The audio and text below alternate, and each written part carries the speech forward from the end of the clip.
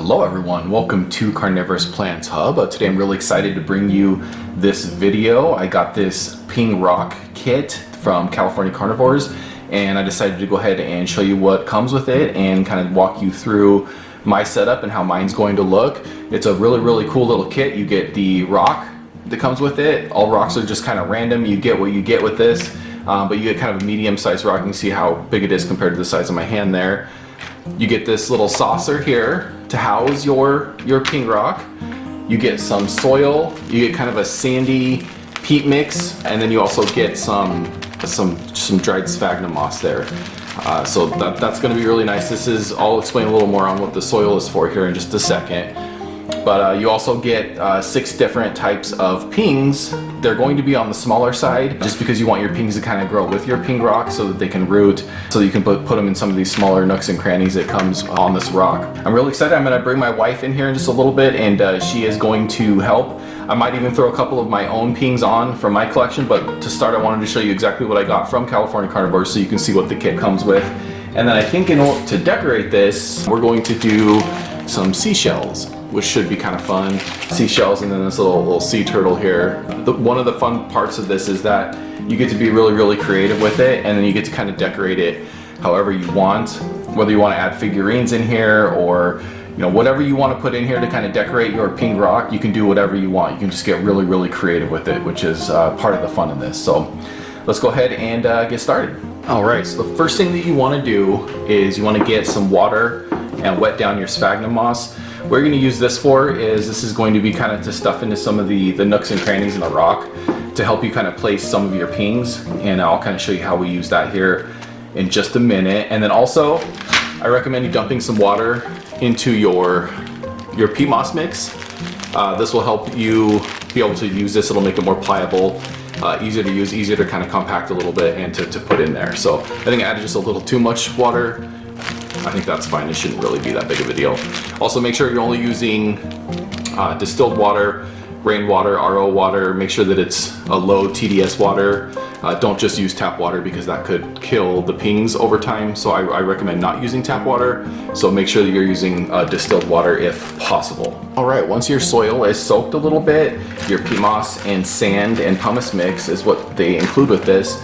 We're going to kind of place this rock. You're going to have to decide how you want the rock to be. Again, this is kind of part of your artistic ability, what you want to do. If you have the right kind of rock, you might be able to set it up on its side, but that does kind of limit where you can place your pings. So you have to decide which side you like better. This side is kind of flat, so I think I'm going to put this one down, and I'm going to use this sort of craggier side to decorate, and I'm going to kind of push it back here a little bit.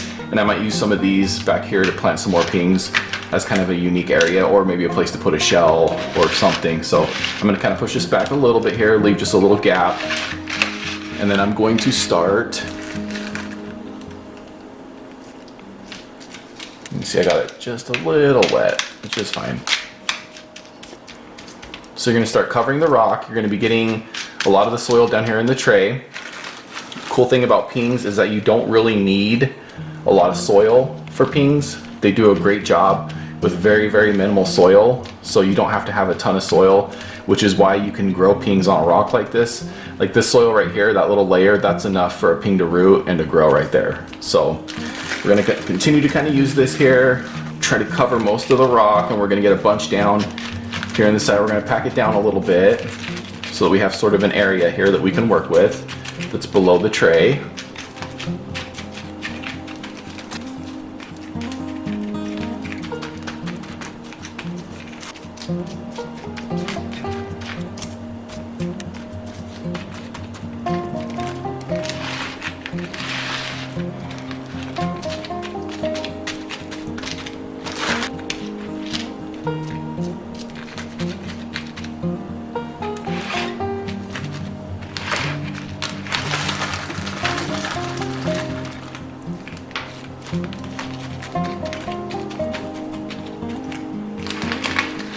There we go. So here's kind of my starting point. You can see I got my rock, I got my soil in here. Now what you can do is as you're creating this, you can kind of move your soil around. Maybe you want to have a little valley. You can kind of move soil from point A to point B. You can really just do whatever you want in here. I'm gonna actually leave a lot of the creative decision making to my wife, who's gonna come in here in just a second, and she's going to start designing this and placing the pings in here, and then also moving the soil around as she sees fit. And then what we're gonna do with the sphagnum moss is, as we see little holes where if we want to fill a little hole, we can kind of place it back into the little hole like that, and you can actually put a ping in there, and the ping will take root in the sphagnum moss. So lots of different options here. So real quick, before my wife comes in and starts creating this, I kind of wanted to show you the pings that it came with here. So here's the first one. So we got an Ellersay Mighty Mouse. And don't worry, once this video is over, I'm gonna actually show you all of these pings a lot closer on the actual rock, so you'll get a much better look at them. I just kind of wanted to go over them with you real quick. We got the Bebop Lollipop, the Lilac Lollipop, which is a pretty sought after. A lot of people like this one, it's pretty popular. There's the Cyclosectas. Those ones are pretty small. Those are going to be a little tricky to work with. Those ones are pretty small. Snow Angels, which you can see are starting to color up pretty nicely there. Those are going to be more of a reddish, pinkish color. Those are beautiful. Asariana. There we go. So those are the pings that I received with the kit. All right, and just to add to it a little bit, like I said, I repotted a Venus Flytrap the other day. So I have some of this moss left over that I've been keeping wet that was on the Venus Flytrap. So I'm going to put a little bit of the moss in there, because eventually what I really want is for this whole thing to turn kind of green and to have the pings on there. And then I have some of my own. I propagated these Sethos. These have been under a windowsill and are kind of in their succulent stage right now. So you can kind of see how they're nice and green. And then the other set that I propagated are right here, which is the exact same plant, but these ones have been under a light, which is kind of funny. You can see the exact same plant, one under the windowsill, one under the light, have completely different looks. So I think I'll use a couple of these as well. But before I do that, I wanted to completely do it with just everything that comes with the kit from California Carnivores. And real quick, before we jump to the next part, I wanted to show you real quickly how you can get your hands on this kit, and also how you can get a 10% discount, so check this out. I'm super pumped about teaming up with California Carnivores. They're one of the most experienced and knowledgeable carnivorous plant nurseries in the entire world. They have a massive selection year-round of all types of carnivorous plants. There will definitely be something in their nursery you fall in love with. On top of that, they've also been generous enough to offer my viewers an exclusive 10% discount on their order when they enter CP Hub at checkout. That's CP Hub. Head on over and pick out yourself a new carnivorous plant to add to your collection. You know you deserve it. Let's go ahead and get back to the video. All right, yeah, so make sure and use that code CP Hub when you check out at California Carnivores, whether you're getting this kit or you're getting another carnivorous plant. That will save you 10%, so pretty awesome. Let's go ahead and keep this ball rolling. All right, so the wife has joined me, and she is getting ready to start decorating the rock with the pings here. She grabbed a pencil with an eraser on it so she can kind of create some holes and some nooks to plant these where she wants to plant them. I'm gonna go ahead and video while she does this, but stick around to the end of the video, because I'm gonna go over some care tips and talk to you a little bit about how you can make sure that you're caring for this properly, so that you can have your ping rock growing well for the next several years.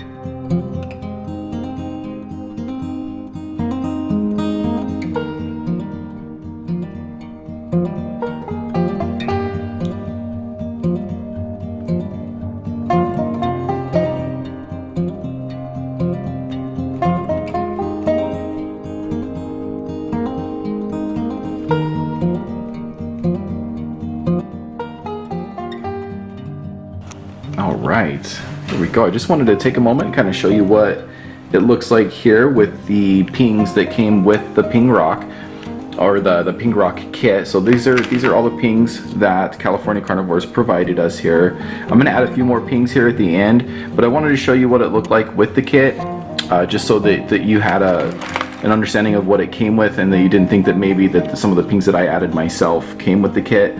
California Carnivores purposely sends you these smaller pings because they kind of grow with the rock, as opposed to the bigger ones would take up too much room.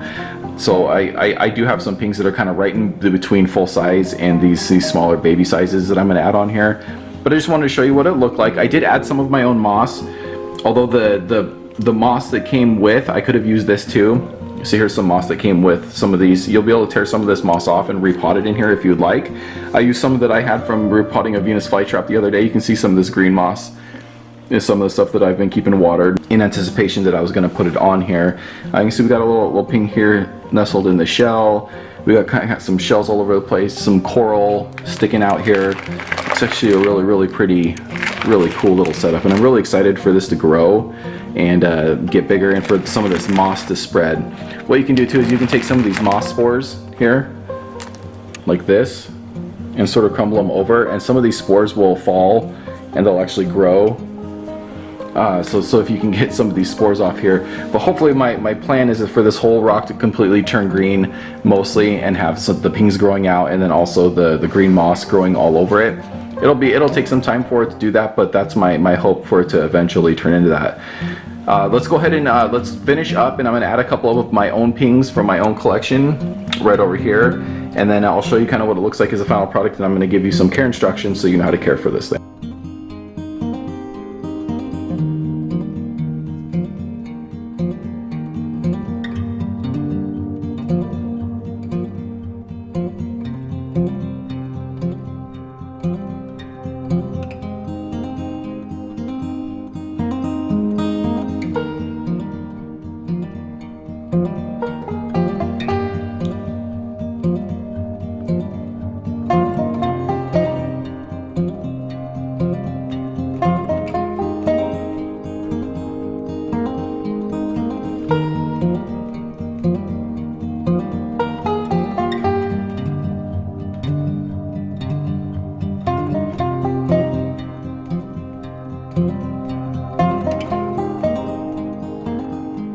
Right, and there is the finished product. You can see we added a couple of our little bit bigger pings here.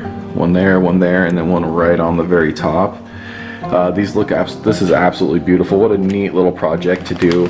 Like I said, link in the description if you want to check this out. You get a 10% discount when you use my code CPHUB, so make sure and use that so you can get 10% off of this kit from California Carnivores.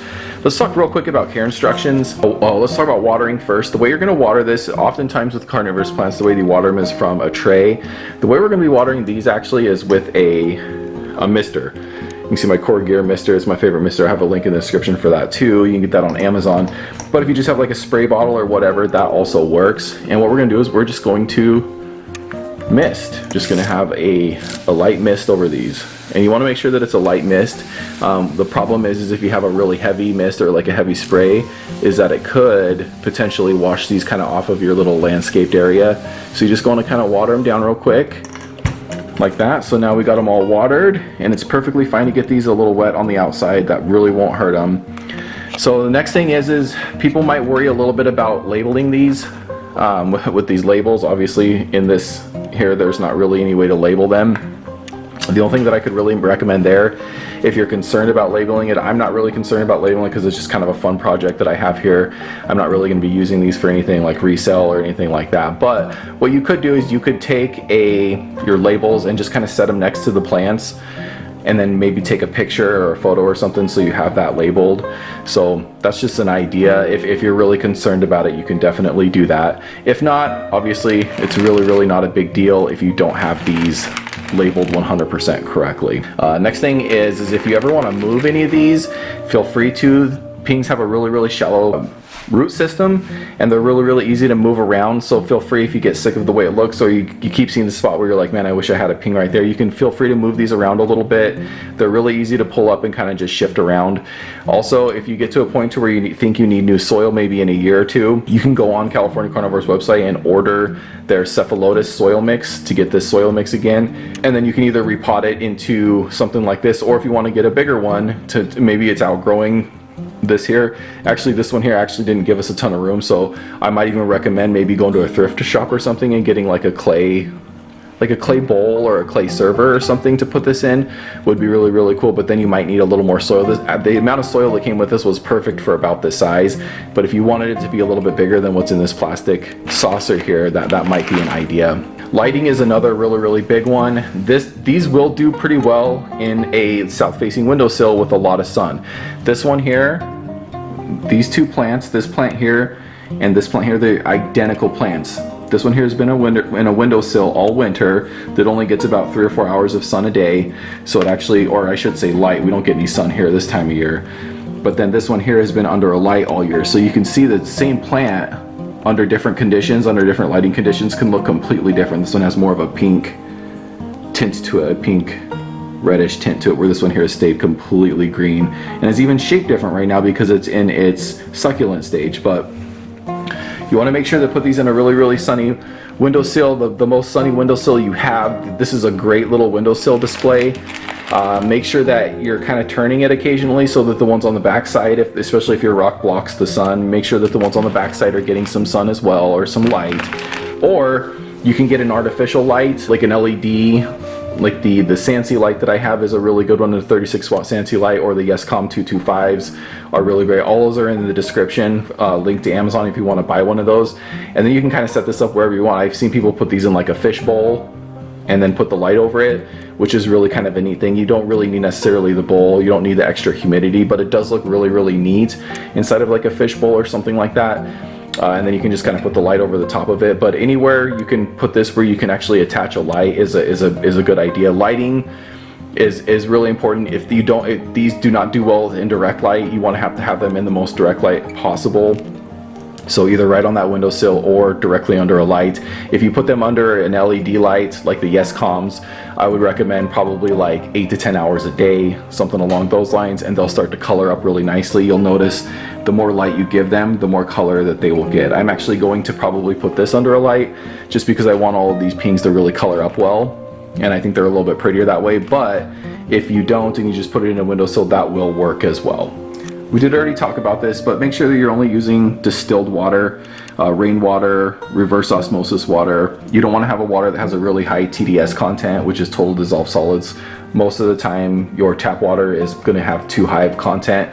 They'll be fine for a little while, but over time, that buildup will happen in the soil, and it will eventually kill these off. So you want to make sure long-term reasons that you're using a really low TDS water. Now you're just kind of capped at your own creativity. You can do whatever you want, but this was a lot of fun and I'm really looking forward to growing this. Make sure to subscribe to the channel because I'll be giving frequent updates on this so that I can show you guys exactly how these pings are growing. Before long, they'll all be about this size or even a little bit bigger. And yeah, so thanks a lot for watching this. I hope you enjoyed it. Make sure, like I said, subscribe to the channel, and I really look forward to seeing you in my next video. Bye.